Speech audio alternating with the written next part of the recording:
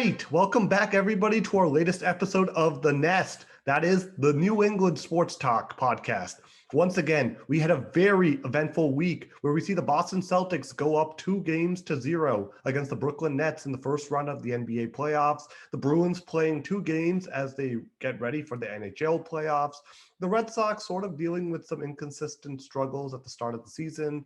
And of course, the Patriots preparing for the upcoming NFL draft, which begins next Thursday. So we will discuss all of that. And joining me for today's episode are Anirban Chakraborty and Rohan Venkatesh. Guys, how are you doing? Good to be here, and it's good to have Anirban back. Yeah, thanks. And it's great because the playoffs are in full swing, and seeing the Celtics up 2-0, I'm pumped for that series. Yeah, definitely. So we'll start with the Celtics as they deserve to be talked about first because they are currently up 2-0 against the Brooklyn Nets. Let's head to Brooklyn. Yeah, Let's head to their court. Game 1 was terrific, right? 115-114. Jason Tatum with the buzzer beater at the end. That was an epic finish. I remember after that final shot, the refs had to get together to see if he got it off in time, and sure enough, they ruled that he did get it off in time. But that was really a back and forth game because initially the Brooklyn had a lot of turnovers, especially in the first half, but somehow Brooklyn kept it tight, and then they kind of started pulling away in the third quarter, and then the Celtics clawed their way back into in the fourth quarter. I really think that it should have been a decisive Boston victory, but for some reason, it seems like the Nets were able to hold on. Second game, I think it was definitely a lot more decisive. And I think the key to this series, which Boston has largely been successful on, is containing KD and containing Kyrie Irving. I think their combined shooting percentage is like a record low, like way lower than what it was like during the season. But I don't know the exact numbers off the top of my head, but I do know it's pretty low. But I'm curious to see how they're going to adjust to that, and once the series shifts to Brooklyn tonight. But I'm excited, and I like what I'm seeing so far. I have to agree with you. That game 1, first of all, I mean the ending play by Tatum, like I couldn't have. That's something I'd see in 2K, NBA 2K. I don't see that in a typical game, and it was just everything about that. I think everyone watching it, everyone in the stadium, probably everyone on the Nets thought Marcus Smart was just gonna like shoot a 2 to kill at the time, and then he just found Jason Tatum making that run, one spin move, and he just sees the bucket. And you can't get any more poetic than that, right? And in game 2, I think, I remember in our podcast, we were talking a lot about, is this team resilient? During their run since January, like February, is this a team that in the fourth quarter can hold on for a win, that can come back from behind, that can be okay with being down? Well, I hope game 2 answers a lot of those questions, right? I mean, game 2, right? They were down double digits since really the first quarter. The Nets started, I believe, on a 9-0 run to just start the game. It really looked like things weren't working for us, and really after I think it was a great job in the first half of really kind of trying to contain the damage. Like, let's get to the half. Let's get to the half only a few points down so we can really build on this in the second half. And to talk about that, let's talk about Grant Williams too, right? Another guy who had like 11 critical points in a couple minutes span in the end of the first quarter that really kept his game from becoming a blowout really early on. Without those threes that he made, we would have been talking maybe down 20 points to end of the first quarter. So that has to be talked about here. And echoing what Rohan said, I think everyone's take at the moment is really on what the kind of magic potion, the magic kind of strategy the Celtics have had to contain Kevin Durant. I mean, we're talking about him having 23 points in the first game and then 27 points in game 2. This is a guy who really regularly broke 30 in the regular season. There's definitely something going on there. And if you look at the defense, it's just the fact that they're really doing all they can, and not only, we hear a lot of the time about how they're kind of hounding him on when he's actually on the ball, how we have like 2 or 3 people who are just in Kevin Durant's face who are able to get to him so that he has to think twice before on what to do every single time. But also, there were so many plays, especially critical plays in the fourth quarter, where KD was not really getting the ball, right? Where the people's first passes, maybe Bruce Brown or even Kyrie Irving, but how many times did I see Kevin Durant really kind of injecting himself into becoming kind of that that person who draws defenders. Like we didn't really see him making space for other players in the fourth quarter. In fact, I would argue he was largely kind of anonymous. And that's something we saw in game one. In game one, or sorry, not in game one. That's what we saw in the beginning of game two, that Kevin Durant and Kyrie were sucking up space. So players like Bruce Brown started really strong. They had so much space. Seth Curry has space. He only made 1 3-pointer, but that came early in the game. And then it kind of seemed like the Nets went away from that strategy of creating space for their other players and really tried to go focus on Kevin Durant and Kyrie Irving, and it didn't work for them. So, they're going to be home today in Brooklyn. I think the home court advantage was really big for the Celtics. Like, I really feel like that was something we can't discount. So I am thinking about how are we going to respond today when we're in a place where Oh yeah, Brooklyn's going to respond big time. What do you think, Rohan? They're down. I mean, they're down 2-0, and like their backs are almost against the wall. Because if they lose tonight, they're down 3-0, and there's pretty much no coming back from that. I mean, barring some sort of major comeback from that. But expect the Nets to be amped up, and given how close that game one was in Boston, I expect the Nets to come out full swing tonight. And I want to be wrong, but I don't think the Celtics are going to pull it off tonight. But I want to be wrong. We expect the Nets to come out full swing in game two when they were up 17. I mean, it lasted for a quarter, right? We expected them to come out. Yes, but the effect of home court is significant, especially. I mean, I don't actually think it's as big as you guys are thinking, because here's the thing. It seems as if there's a possibility there might be a lot of Celtics supporters in the crowd tonight, because that is true. Supporters, there aren't really a whole lot of them in general. So ticket prices are really rising for this game. I don't know if you saw Nick Wright tweeting about this, but he said that ticket prices for this game are higher than he's ever been used to. That includes last year when the Nets made it to the second round against Milwaukee. So a first round matchup apparently with the Celtics is doing a lot better than a second round last year. So just consider that before we say home court, because it might be. Wow. So you're saying that a bunch of Bostonians are going to infiltrate Barclays Center tonight? I mean, it's possible, right? I mean, they're so close by. A lot of Bostonians who live in New York City work there. I mean, why wouldn't they want to go and watch the Celtics That's true. play? That's true. A good point. Though I still think that still keeps. So I definitely agree with you that having a lot of Boston fans would dilute any home court advantage. Also, I don't really think the Nets, I'll be honest with you. Go on in your run. I'll just. Well, I was just about to say, like, I don't think it might be true on the Brooklyn side, but I think it was definitely true that playing at home down 15 was good for the Celtics. I think we had a pretty solid if that game's at Barclays Center, the Celtics don't come back from that. If that identical game. Or at least like I just think there are things that and we can. I think that they tangibly helped the Celtics in our home court, but I think it's also can be true that at the same time it won't help Brooklyn that much. I mean, I'll just say this. I think the game two showing showed me that the Celtics, just as a team overall, are better than the Nets. Because what it kind of showed me is, Brooklyn it's like imagine it's like a marathon, right? So Brooklyn gets off to a blazing fast start, and the Celtics are just sort of going at their pace. But what happens is when the Brooklyn Nets sort of get off to that fast start, they're not able to sustain it, right? And over time, the Celtics have a more sustainable strategy, right? Like they didn't really, and in the end, they were able to still win by 7, even though they went down by 17. When that happens, especially in like these types of playoff games, it shows you that one team is just a better, like they're playing better right now than the other team, right? That's sort of what it shows, right? It's just that they're able to sustain their energy. They're able to sustain their energy, their flow through the whole game. Whereas Brooklyn, we see it for spurts, but we don't see it enough. So, I mean, obviously, I think Brooklyn is still a good team. And like, I'm still going to be wary of them until the Celtics are able to win 4 games. They've won 2 of them, which is great. But tonight, I would expect the Nets to win. But that said, if the Celtics do manage to win tonight, then I think then Steve Nash's job has to be on the line. I mean, I think it is regardless, right? Like, I don't think he's really like a good head coach, right? Like, he's never really been a coach at any level. Like, I think he was with the Warriors early on, but they had Kevin Durant, Steph Curry, Klay Thompson. That was like one of the greatest teams in NBA history. So I don't even think we can really take that into consideration for how good of a coach he is, because he was already dealing with one of the greatest teams in NBA history. But so are the Nets.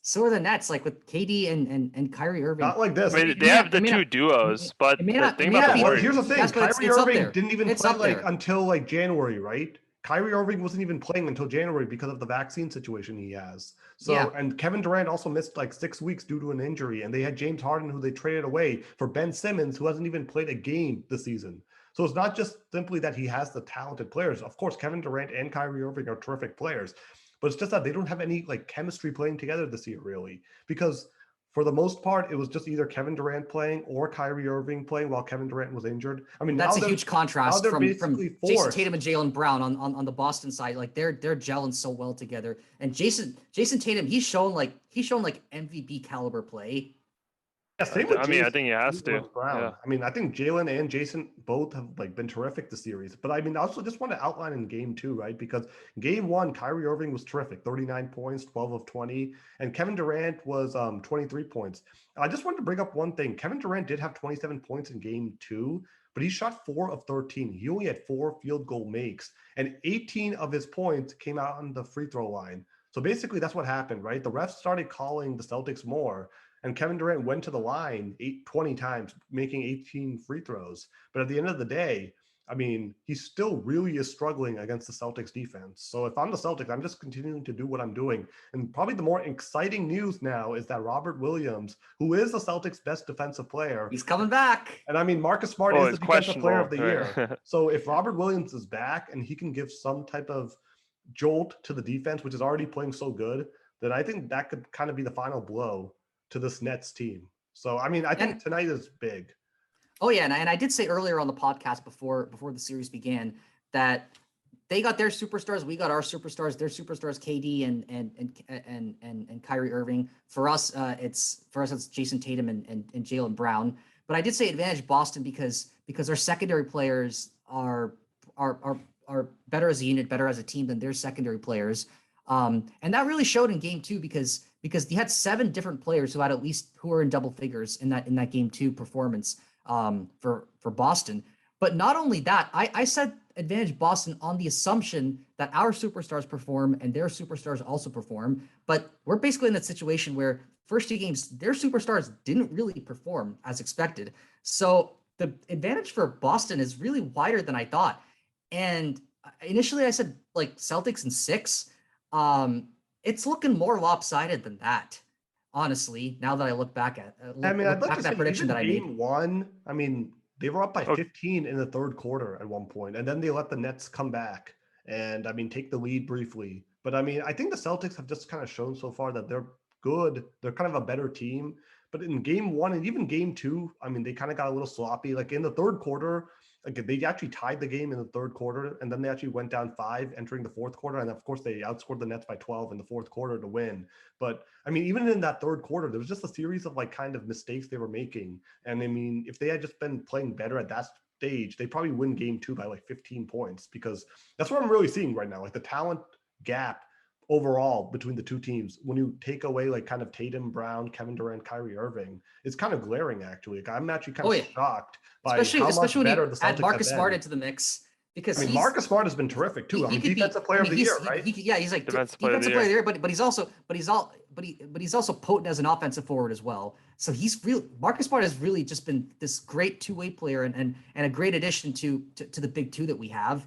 And of course, when you throw in the mix of Tyson and Horford as well. I mean, Al Horford deserves extra credit because in game 1, he had 20 points and 15 rebounds. Game 2, he had 16 points. I mean, just one thing, because the Celtics actually traded for Al Horford for Kemba Walker back in the offseason. That has probably been one of the biggest deals Brad Stevens has made as president of basketball operations. I mean, that is a terrific trade. I mean, the immense amount of importance that Horford brings to this organization, the team as a leader, and just his play, right? Like he's such a good player even now at age 35. And it didn't seem obvious at the time because because as you said, like Al Horford, like he's getting old. He's like way past his prime. Last year he didn't play much with the Thunder. Yeah, at least in his career, he's like way past his prime. So it wouldn't have been the obvious choice when you're making that trade. But oh man, at least so far he's far exceeded expectations.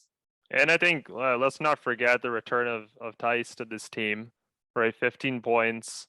And again, I think he does contribute, again, that physical defensive presence against players like Kevin Durant. You also have, like I mentioned, Grant Williams, not a trade, but Grant Williams having 17.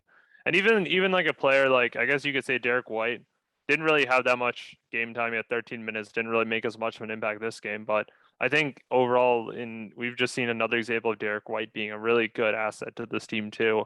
So I think this season, the kind of players that have joined the Celtics have really helped us in this playoff run, and they're really exposing the difference between having that depth.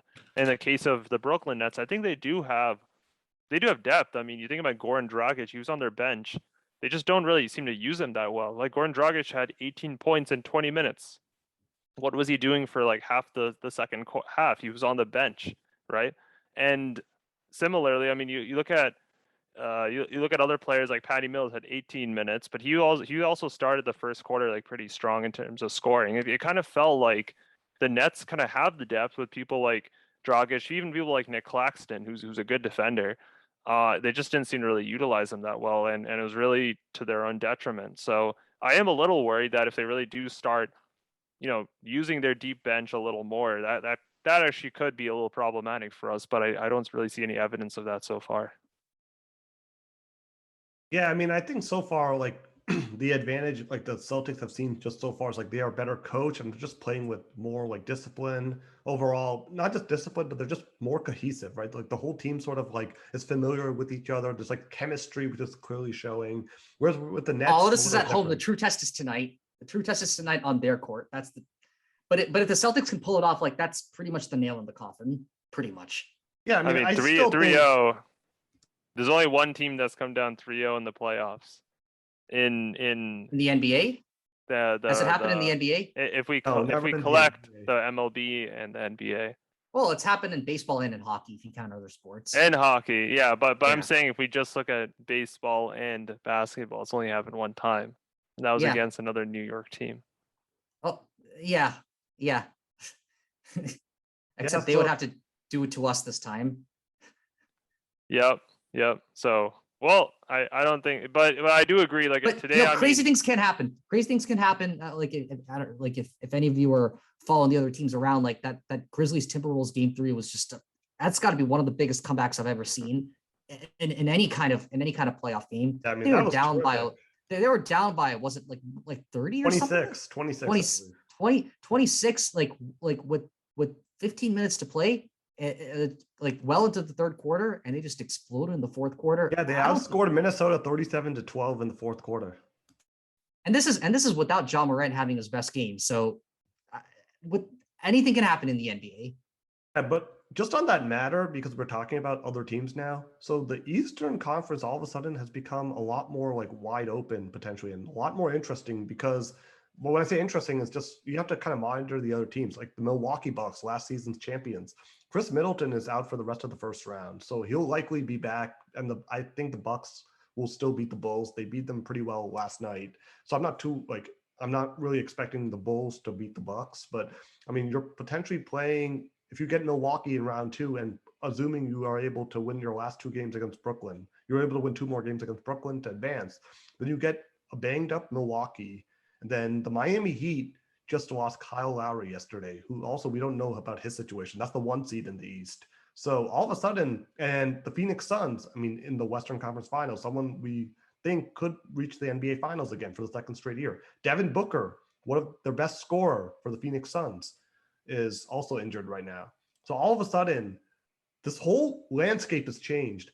And I mean, a championship is really within reach for this team right now. Like, it's not an exaggeration to say that the Celtics. And there are a lot of great teams. It's not like there are only like a few great teams. There are a lot of good teams now. Yeah, so the Celtics definitely have a chance to win a championship at this point. In years past, we would say, oh, they have a chance to reach the Eastern Conference Finals, but they wouldn't beat this team. No, at this point, they have the talent and depth to win the whole thing. So that's why I'm not saying they will, but they're definitely good enough to give any team a good fight.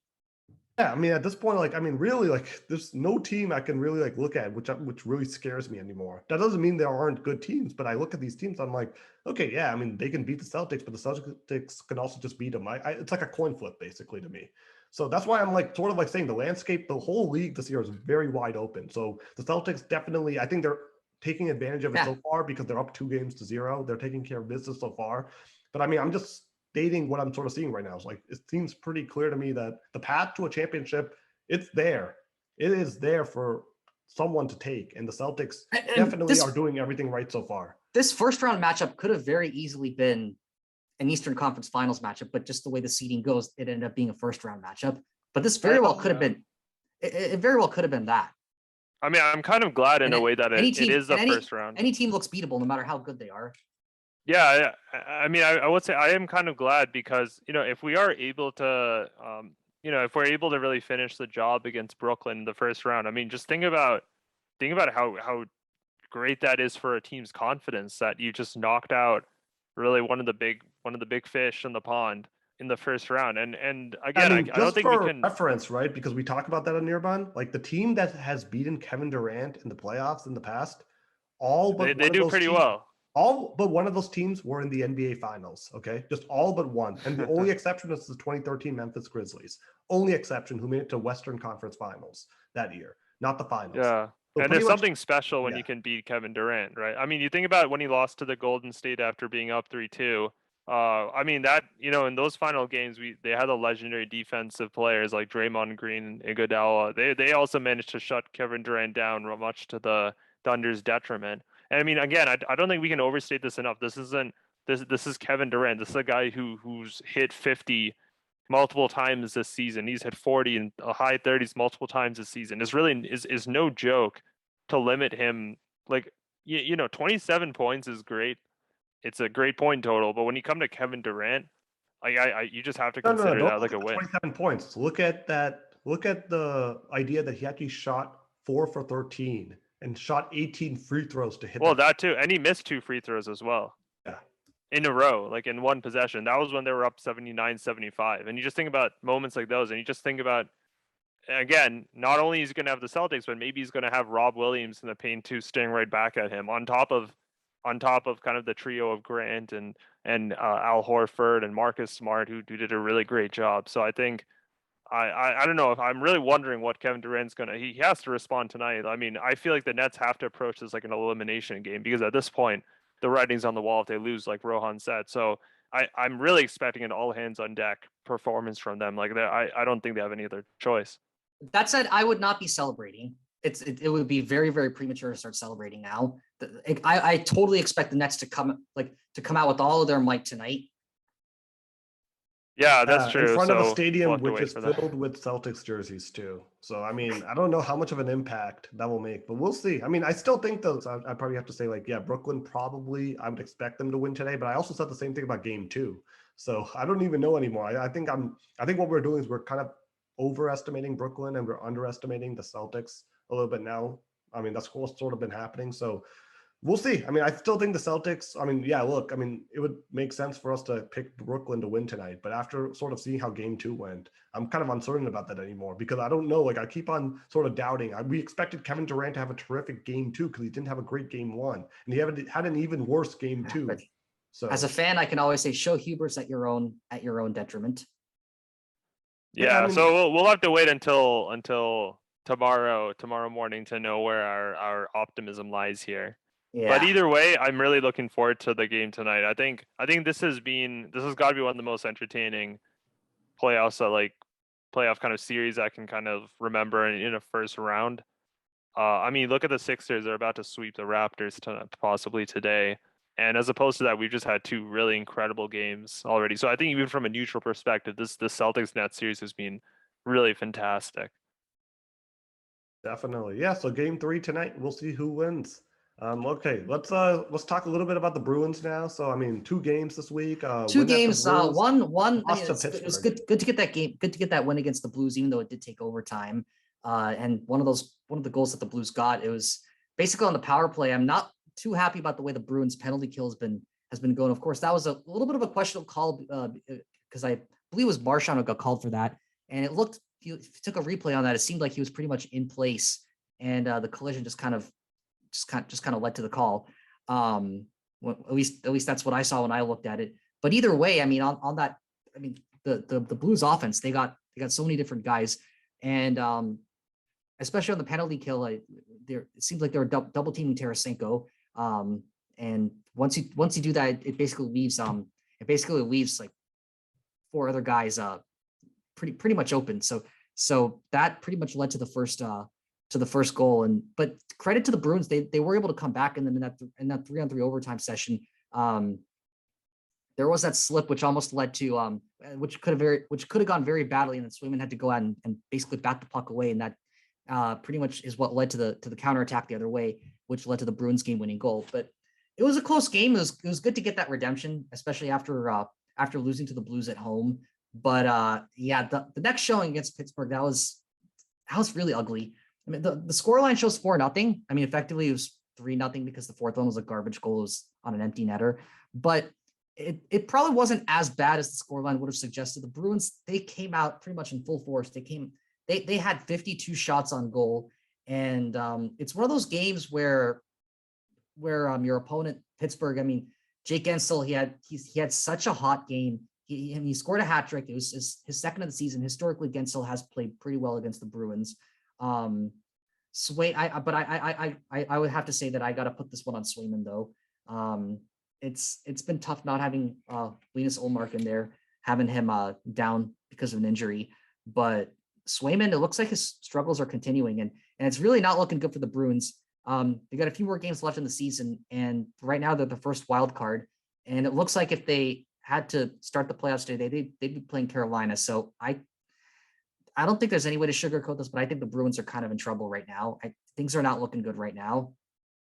Yeah, I'd have to agree. I mean, it was kind of a concerning loss to Pittsburgh, like 4-0. I mean, 52 shots. I mean, Casey DeSmith, who was the Penguins goalie, he did a terrific job. I mean, overall, though, I'm sort of a little bit anxious about it because, look, if you have to play Carolina, just seeing how well Carolina plays against the Bruins this year, it's just a matchup you want to avoid if you really can. So I am a little bit anxious if they have to play Carolina. I mean, it is good to kind of sort of see at least, I mean, the win against the Blues, it was nice to see DeBrusk score, McAvoy score. The Pasternak's injury status is a little bit concerning though, because I mean, he's always sort of. But if we get a backup playoff time though, then I won't be as worried.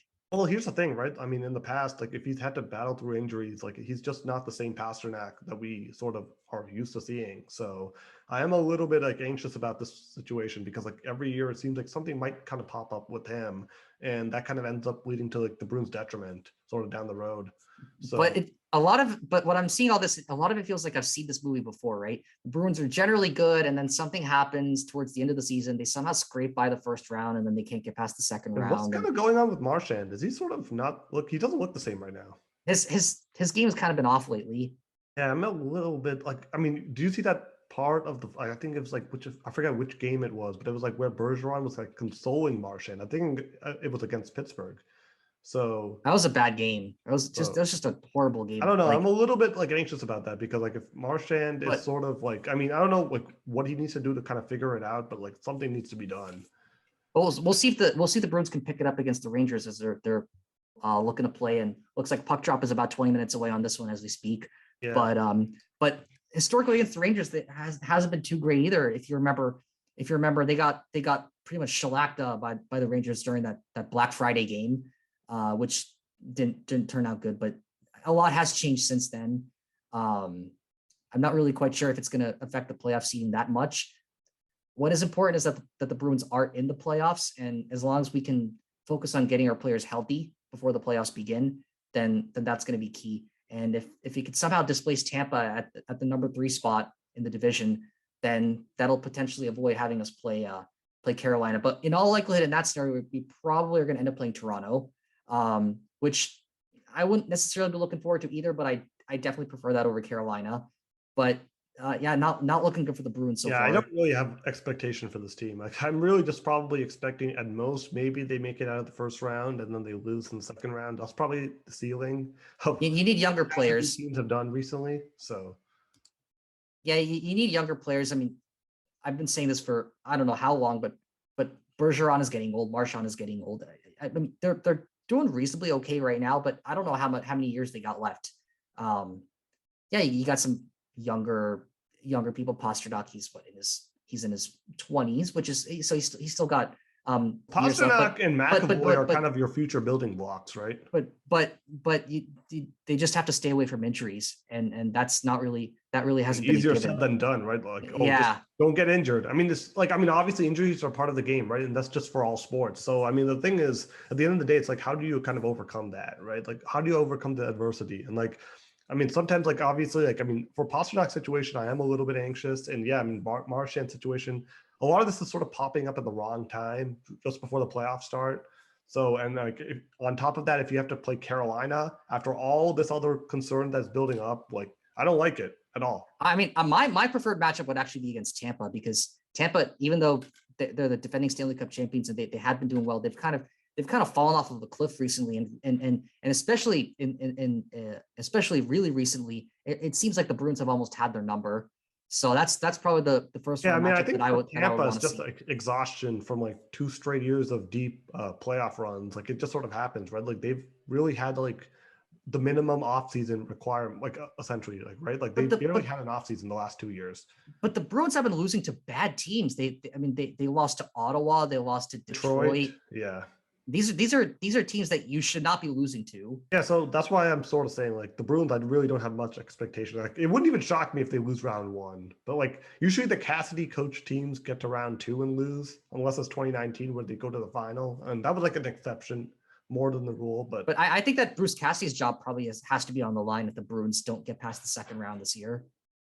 Yeah, I mean, we'll see. I mean, I think obviously if it comes down to like the Bruins not like kind of tuning out the coach and stuff like that, then you kind of have to make a change. But that's not always a bad thing, right? Like look with the Celtics, they replaced Brad Stevens with Ime Udoka. Yeah, but for Brad Stevens, but for Brad Stevens, it was a promotion though.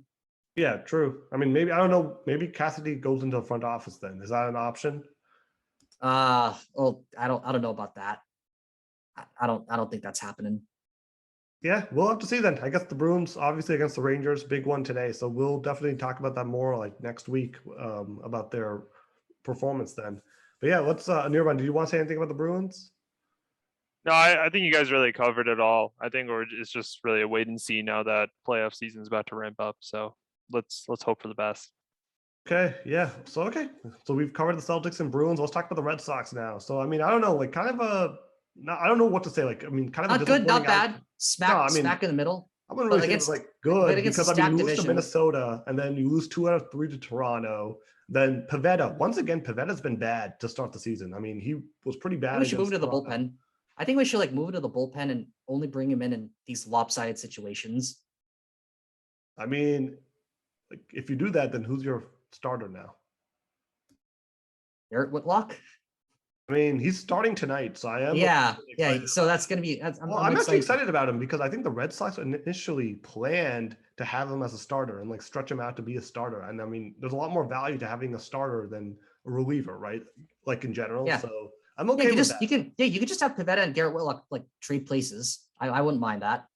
I mean, that assumes Whitlock is actually cut out to be a starter and not just a reliever, right? But his numbers right now as a reliever but he's a reliever, right? Like, phenomenal. Yeah, but he doesn't pitch like more than like 2-3 innings in a given span, right? A starter, like, can they do that for 6 innings? That's like the difference, right? So. Well, yeah, but you don't need potentially for him. For to give example, you like 5 or 6 innings. Mariano Rivera was not a good starting.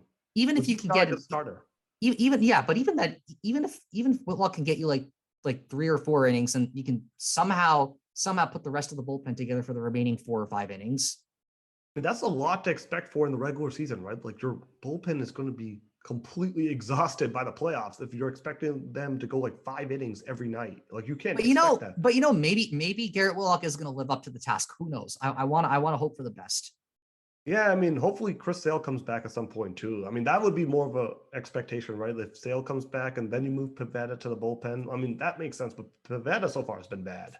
I mean, 3 straight games. He's just completely move to the bullpen, and if things still don't get good, then say like move him move him more to Worcester or something, to the minors, and let him rehab over there. Yeah, I mean, it's been sort of concerning. I mean, Pivetta is part of the issue, but then also like, I mean, the offense hasn't been great. Like even against Tampa yesterday, a win, they got 11 hits, but they only scored 4 runs, and I know they won the game. A lot of that came early. Early on, it looked like the Red Sox were going to run away with them. They let Tampa kind of claw their way back. And just like first and third, and then the ninth inning, the runner on third base with less than 2 outs, and you had to get the save in that situation, and luckily it turned out good for the Red Sox. But saved the day. Yeah, bases loaded, 2 outs. I mean, with Wander Franco, who's the Rays' best hitter at the plate, who had already hit 2 home runs against Matt Barnes, who's been sort of struggling, but this time Matt Barnes did the job. So I mean, he got the save. Yeah, I mean, it was good. I mean, Hansel Robles was excellent too. I mean, he's been terrific this season. So, I mean, I don't know. The offense is a little bit concerning for me. I mean, hopefully Trevor Story, like he did make some nice plays on defense yesterday. So hopefully that sort of picks up. And I know like Alex Cora tested positive for COVID. So hopefully he makes a full recovery and he's ready. But there are some concerns I have for this team right now. Like, I mean, I know Like early, JD Martinez is, I feel, has kind of been a little underperforming. yeah, I mean, I just feel like I mean, Devers has been good. Xander's been picking it up. Story's been okay. He's been a little bit. I think they need him to do more. I hope he can do more. Dahlbeck is sort of what you sort of expect. Like some days he'll be good, other days he'll be okay to not great. So that's just sort of how this team sort of is structured right now, right? Like It's mediocre offense, mediocre pitching, and that's exactly what we get. A mediocre team. And right now, yeah, I mean, the fortunately, they're definition only of 2 games mediocre. behind Toronto, right? So I mean, it's still in the mix. Like they're And not it's like early in the completely out of season. it. Yeah, but I mean, that said, like I mean, I think. But most of those losses have come to division rivals, which can be costly down the line. Yeah, I mean 2-4. I guess 3-4 now because I mean they lost the series to the Yankees and the Blue Jays, and they won yesterday. So 3-4 to start the season against the division. But I mean that's they're still able to kind of hold their ground. So we'll see. I mean I think it's going to be a marathon, not a sprint. So I mean over the course of 162, how will they sort of play out? Like, but I mean yeah, 7-7. I guess it's not bad. But I mean that said, they have a pretty big like stretch of road games coming up against Tampa and then Toronto, and that's going to be kind of interesting to note because against the Blue Jays, they're going to be without some players who likely did not get the COVID vaccine, so they're not allowed to play in Toronto. So that's going to be something to kind of monitor as well this season. Like if any players, I don't know who, like if they're not unable to play in Toronto, then that's like a decent number of games you're going to not. Like That's 9 games. Yeah, 9-10 games. Nine games in Canada, and if you can't go there, then you can't go there.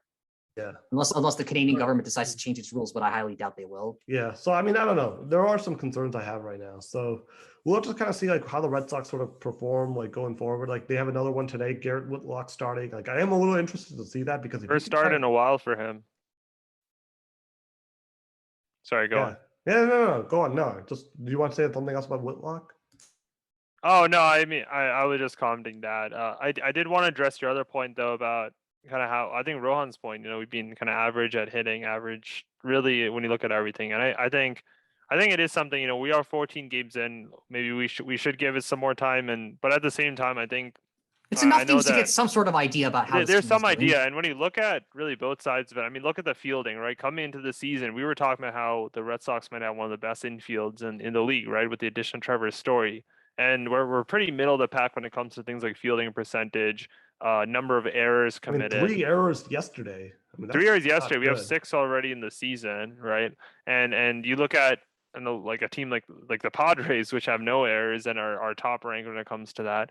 But I think it's a little disappointing to like 14 games in to be having. I think maybe I expected us to kind of hit the ground running a little more. Like I think Rohan and I were both very optimistic to say the least about our season expectations. And I don't get me wrong, that can change on a dime, right?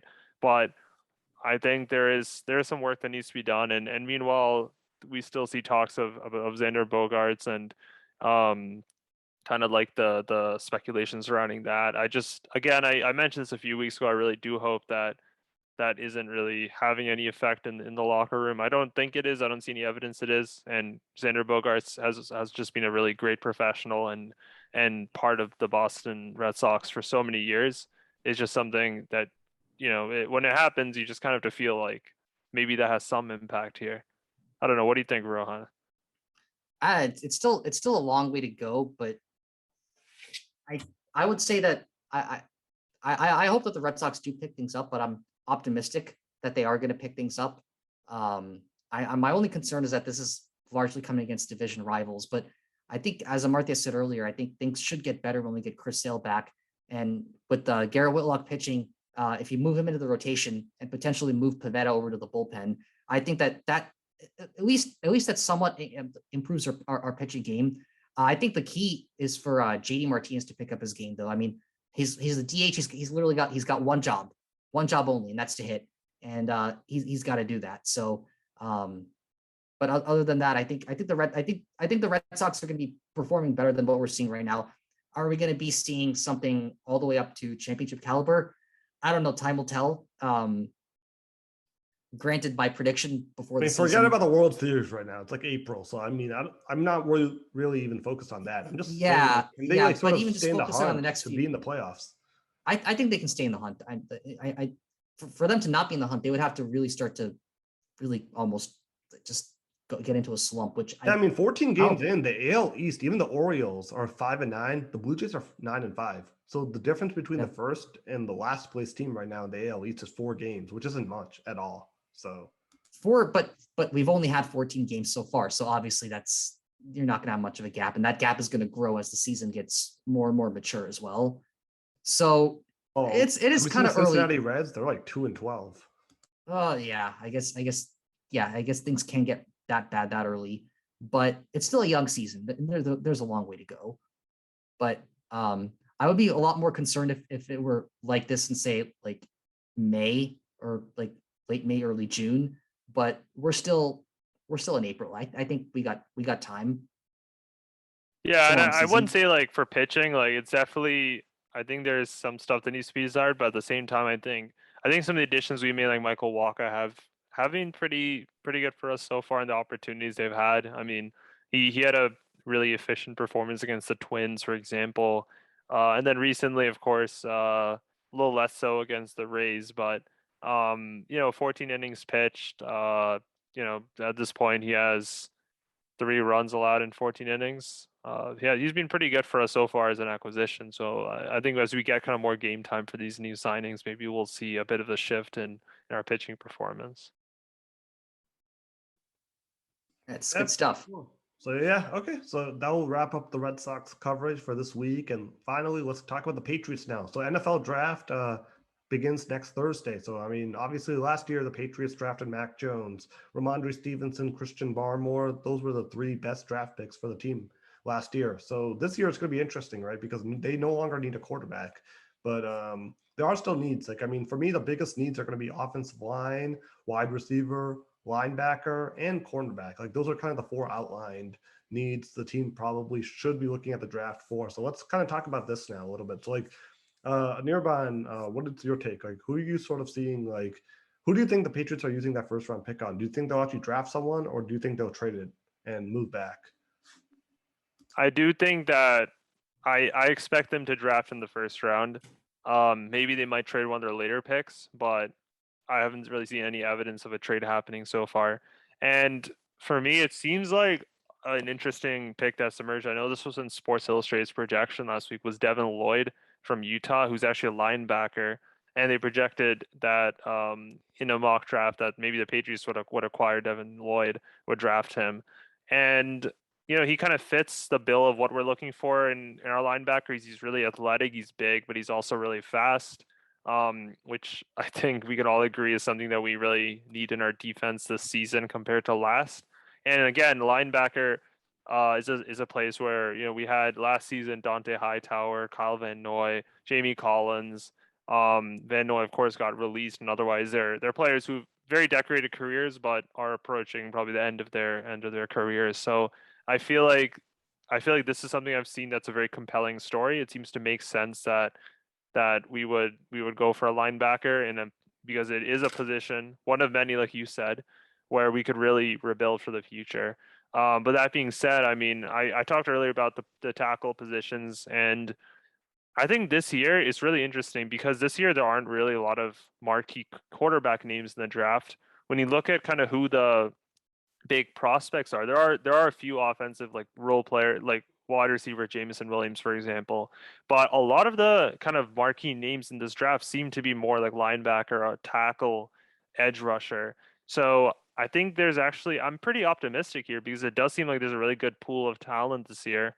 And if we can get a linebacker like Devin Lloyd or a tackle in the first round, I feel like this class, there seems to be a lot of depth. So I'm pretty optimistic that we can get some good players in the second and third rounds too.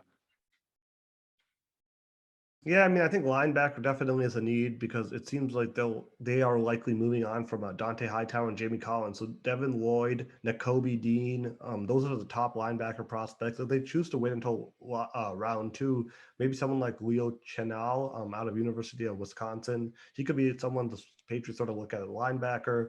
I mean, I think offensive line is also interesting because you lost Shaq Mason and Ted Karras. Trent Brown is back, but I mean, he's always kind of like an injury concern. So I mean, maybe someone like Tyler Smith out of Tulsa. Scouting report talks about how like he's a very good run blocker, which is obviously something the Patriots love to do. Trevor Penning is another interesting prospect. I mean, University of Iowa, another terrific run blocker. In fact, Pro Football Focus gave him a 99.9 run blocking grade.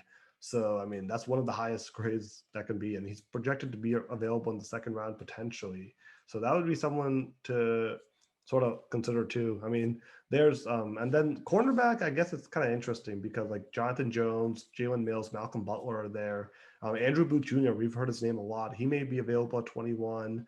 Khair Elam out of University of Florida, another intriguing prospect. Like I don't really know much about these players overall. I'm just sort of based on sort of like what the discussion is, but they are kind of projected to be like first round talent, second round talent, which I think the Patriots definitely need. Like it would be great if they can get a quarterback that way, but through the draft. But I don't know. It's a little interesting, like what the needs are. And obviously, wide receiver is another one because obviously they did acquire Devontae Parker from the Miami Dolphins, but they still don't really have a true number one receiver. And I don't know. We saw the impact of how a number one receiver really can help a team, right? With Joe Burrow, with Jamar Chase, who they drafted last year, the Bengals were able to get to the Super Bowl after finishing last in the division the year before. So that's sort of how it's going to sort of be, I think, for the Patriots. Like, I mean, at receiver, there's obviously Jamison Williams. He's the top ranked receiver. However, he tore his ACL during the college football final back in January. There's also John Mechie. He's projected to be round two, also from University of Alabama. And the Alabama connection is going to be pretty big here because Mac Jones, of course, is an Alabama alumni. So I think that's sort of where I'm going to kind of look at. Like those are the four positions I'm sort of looking at. And I don't know, do you think like is there any other position I'm kind of missing, like safety with McCourty getting older? Do you think they could target the safety position at all? I'm guessing that's not really a priority. I think they signed Jabril Peppers already to be in that role. Whether or not as a starter remains to be seen.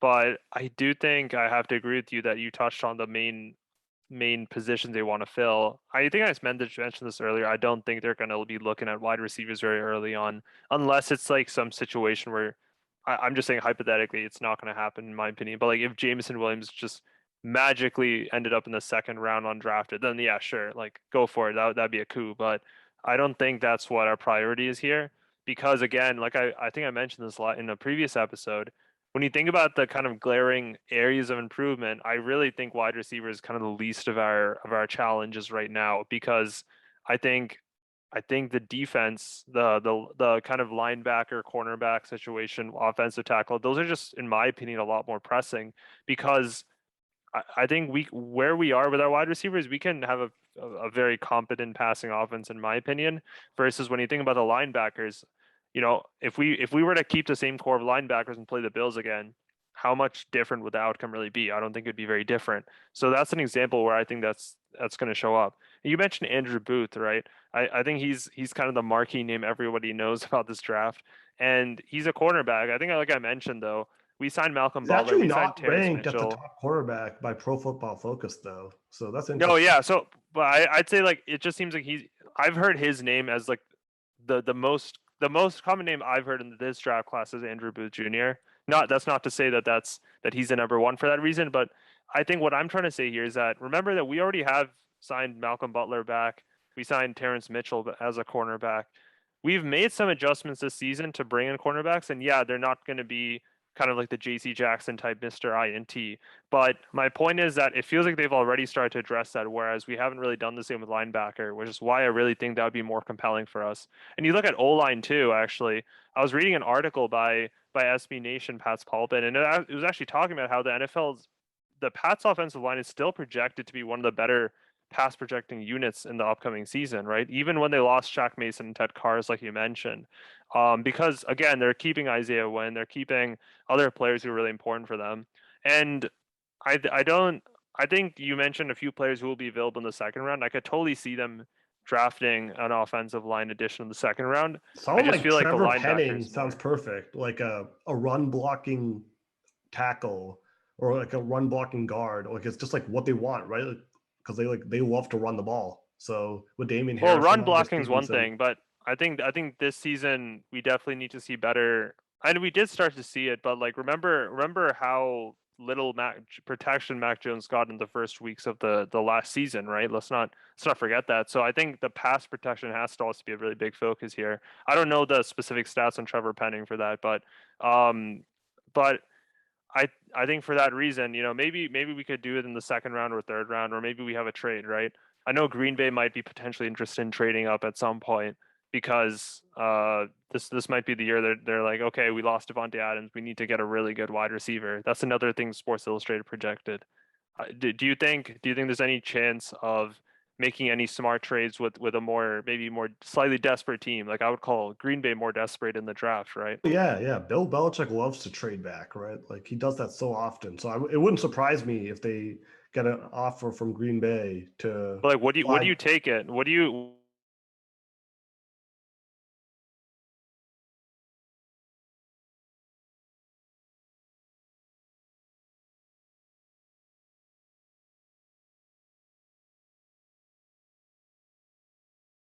I think he's frozen. No, I can hear you guys now. Oh, okay. I just asked you if the Green Bay offered you 2 or 3 picks, but in return you lost a chance to get an elite first round linebacker or O line tackle. Would you take it? I mean, if it's like a franchise, I mean, it really depends on the player, right? And like what the picks are and stuff like that. Like, I need to, I mean, if they give an offer, like if it's like probably, I mean, they'd have to like probably give a first round pick and then they'd have to give something from next year or like this year or something like that, like a second round pick. So, I mean, it depends on what the offer is, right? Like, Bill Belichick loves to trade back. So, it wouldn't surprise me at all. I mean, he's done it so many times. Like, 2020, he did it, right? Like, he traded out of the first round altogether. So, I mean, I've seen it so much from him, so like I wouldn't surprise me at all if they trade back. If Green Bay does it, then maybe I don't know. Like I mean, I guess it depends on the situation. If they give me the 26th pick or whatever pick they have, and then a second round pick from next year, I mean, I still feel like if they feel like the prospects that they're really targeting are still available at that spot, it really comes down to that, right? Like when you trade back, like okay, the guy we really want. First of all, is Green Bay going to pick that guy? Because if they are, then no, we can't do that trade. But if it's something else, like okay, like this player, we want him like in the second round, and he'll still be available. Then okay, yeah, I can do that trade then. So I mean, that would be something to kind of watch out for. So I mean, yeah, I mean, it wouldn't surprise me. I mean, that said, I do think the linebacker is a position they really should be trying to go for. So I'm trying to upgrade. So I mean, Devin Lloyd would be awesome. Leo Chenal, Nakobe Dean, like any of those players would be awesome to have on the defense. Yeah, I agree. And unless we forget, Christian Barmore came in the round 2. Ramondre Stevenson came in round 3 last year. So let's not. I think there's reason to believe very fairly that there's a lot of excellent players with a lot of potential in the later rounds too. So I could definitely see a situation where that happens. Yeah, Rohan, did you want to say anything about this? Nah, I'd say as usual. I mean, the Patriots probably aren't going to be as active in this draft season because they're generally not as active, although they were active last year. But yeah, I mean, I would say that going after the linebacker position Were is you going to be happy about important. the But draft last year? Do you like Mac Jones so far? oh yeah. I mean, I was wrong about it at the time, but I can't regret that now. At the time, I thought it was that we shouldn't have let Cam Newton go, but considering everything else that's gone down since then, I guess it was a good decision to get Mac Jones in there. So I'll have to admit that I was pretty wrong about that. And I'm gonna say that this time the Patriots aren't gonna be as active, but yeah, hey, I could be wrong about this one too. So we'll see how that goes. Okay. Yeah, and everyone, any other thoughts about the draft? I basically kind of covered what I wanted to talk about, like the 4 positions.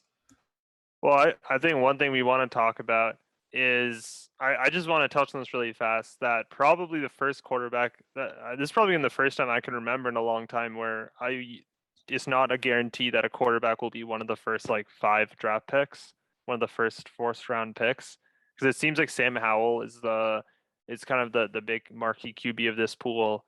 But again, you look at other years, it was like Mac Jones, Tua, or not Mac, like Trevor Lawrence, Tua, and then like I guess Lamar Jackson or Baker Mayfield. Baker Mayfield, right? So it's going to be interesting. I think it does goes to show again. I know we've had this discussion before about, oh, like could we have delayed our rebuild for a few years with Tom Brady or got Russell Wilson? And I think this year is just really an example of how you really can't take it for granted when you have the opportunity to get a really good QB right now, because it's, again, I think this year is just showing that's not a given too. You know, if we were in a situation where we're competing with a team like the Saints or whatever for Sam Howell versus last time when we were able to get Mac Jones, like I think it's just, again, highlights the fact that you really, when you're rebuilding, it's just not something you can push off because you never know what the future actually holds.